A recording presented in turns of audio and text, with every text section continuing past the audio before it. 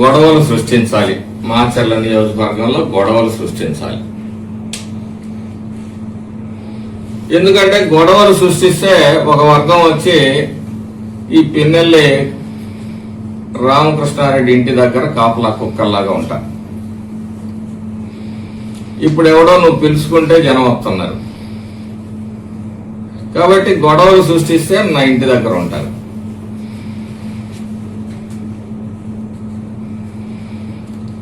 నేను test tube గాళ్ళకి బెదిరేవాడిని కాదు.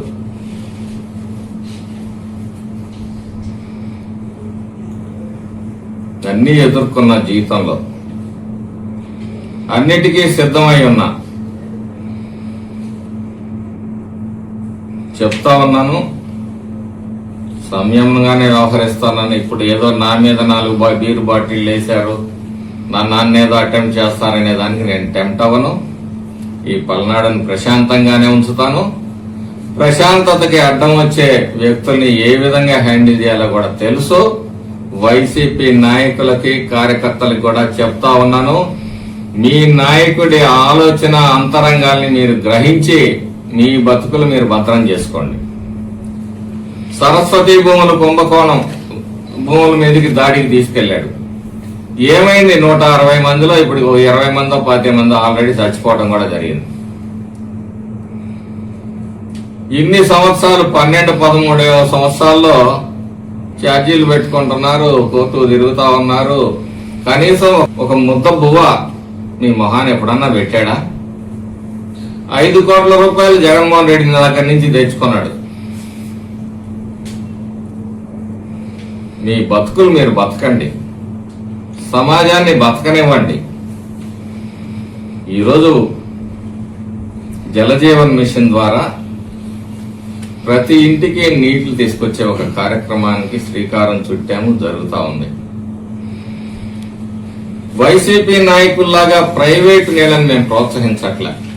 ప్రతి ఇంటికి 500, 600, 800 రూపాయలు పెట్టి నీళ్లు కొనుక్కొని ప్రజలు అవస్థ పడతా ఉన్నారు.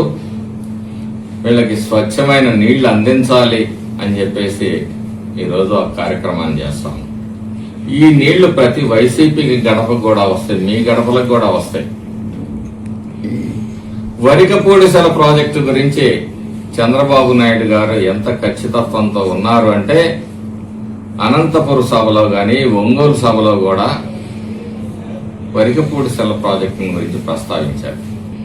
అనుమతులు రాలేదనే ఒక వాస్తవం కూడా మాజీ శాసనసభ్యుడికి తెలియదు.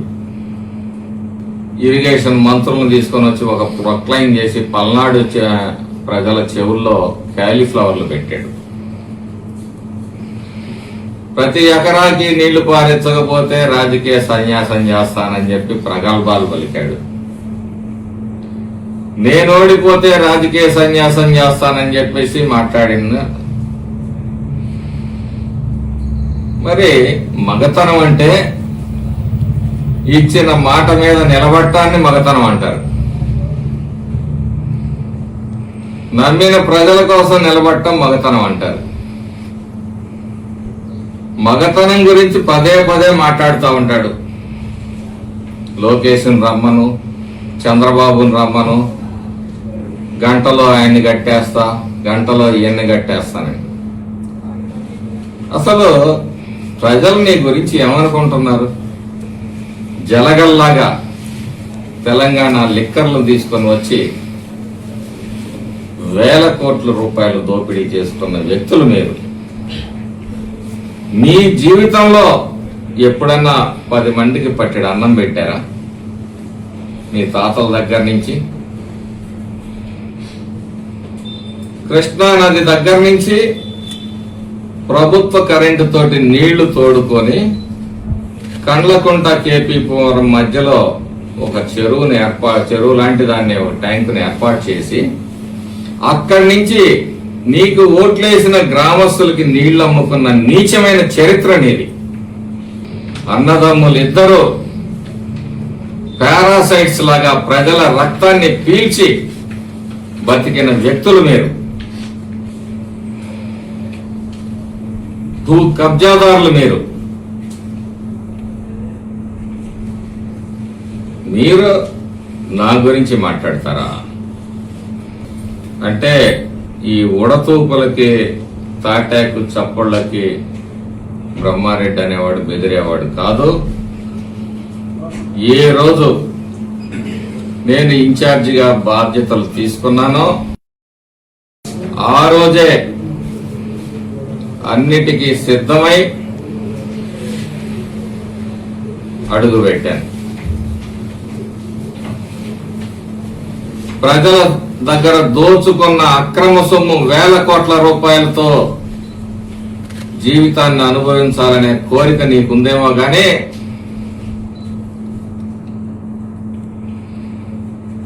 నాకైతే దేవుడు ఏ రోజు మరణాన్ని శాసిస్తాడో ఆ రోజు జరుగుతుంది. నీ పాపం పండే రోజు కూడా దగ్గరలోనే ఉంది రామకృష్ణారెడ్డి.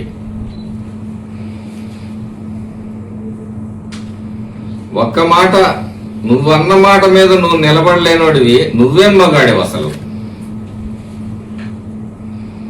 నువ్వు మగతనం గురించి మాట్లాడతావా? నీ ప్రతి సంపాదనలో, ప్రతి రూపాయిలో ప్రజల రక్తం,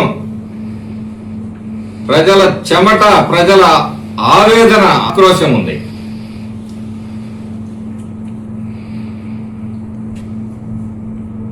ఈ రాష్ట్రంలో ప్రజల కళ్ళల్లో ఆనందం చూడాలి, ప్రజల గొంతులు తడపాలి, ప్రజల పొలాలకి నీరు అందించాలి అనే తపనతో మరి రాష్ట్రంలో ముఖ్యంగా మాచర్ల నియోజకవర్గంలో గౌరవ పార్లమెంట్ సభ్యులు లావు శ్రీకృష్ణదేవరాయలు గారు, మేము చంద్రబాబు గారి నాయకత్వంలో పనిచేస్తా ఉంటే ఈ మాచర్లని రక్తసిక్తం చేయాలి అనే విషబీజాలు నాటాలనే సంకల్పంతో నువ్వు పనిచేస్తా ఉన్నావు. ఒక్కటే చెప్తా ఉన్నాం, వైసీపీ నాయకులు, కార్యకర్తలు గుర్తుపెట్టుకోండి, ప్రజలకు మతి మెరుపు ఎక్కువ అనుకుంటున్నాడు రామకృష్ణారెడ్డి.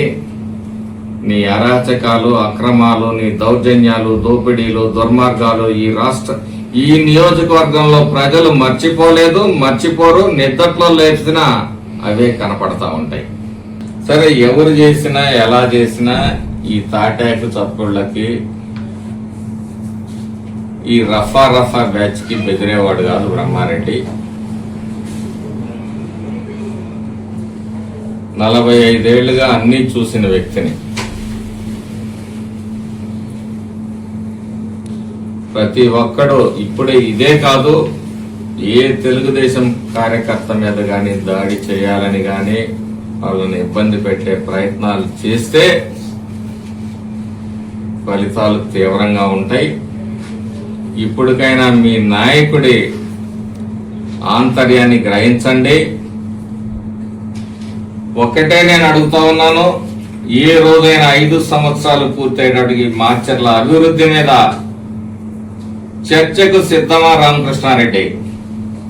4 సార్లు శాసనసభ్యుడు, 4 సార్లు శాసనసభ్యుడు అని చెప్పి జబ్బలు జరుచుకోవటం కాదు. నువ్వు శాసనసభ్యుడు అయితే ఈ ప్రజలకు ఏం ఒరిగిందో నువ్వు చెప్పాలి. నువ్వు ఎన్ని వేల కోట్లు పోగు చేసుకున్నావు, నీ తమ్ముడు ఎన్ని వేల కోట్లు పోగు చేసుకున్నావు అనేది కాదు. ఈ ప్రజల కోసం నువ్వేం చేసావు? ఓట్లేసిన ప్రజల కోసం ఆ ధైర్యం నీకుందా? ఈరోజు గుండె మీద చేసుకొని నేను చెప్పగలుగుతాను, భవిష్యత్తులో వరికపూడిసెల ప్రాజెక్టు పూర్తి చేస్తామని కూడా నేను ధైర్యంగా చెప్తా ఉన్నా. అసలు వరికపూడిసెల ప్రాజెక్ట్ ఏంటి, ఎన్ని వేల ఎకరాలు బారుతాయి, ఎన్ని పర్మిషన్లు కావాలో నీకు తెలుసా? పర్మిషన్లు ఆ రోజే తెచ్చాడంట ఆయన. ఎక్కడ పర్మిషన్లు తెచ్చావు? ఫారెస్ట్ క్లియరెన్స్ ఒకటి వచ్చింది. మేము వచ్చిన తర్వాత 14,70,00,000 మళ్ళీ ఫారెస్ట్ డెవలప్మెంట్ చేయడానికి మనం ఇచ్చిన భూమిలో డబ్బులు కట్టాల్సి వస్తే మేము వచ్చినా కట్టించాం. ఇప్పటికీ వాటర్ కమిషన్ పర్మిషన్ కావాలి, ఎన్విరాన్మెంటల్ పర్మిషన్ రావాలి. కనీస జ్ఞానం లేకుండా ప్రజలు పిచ్చోళ్ళు అని చెప్పేసి మాట్లాడుతూ ఉంటాడు.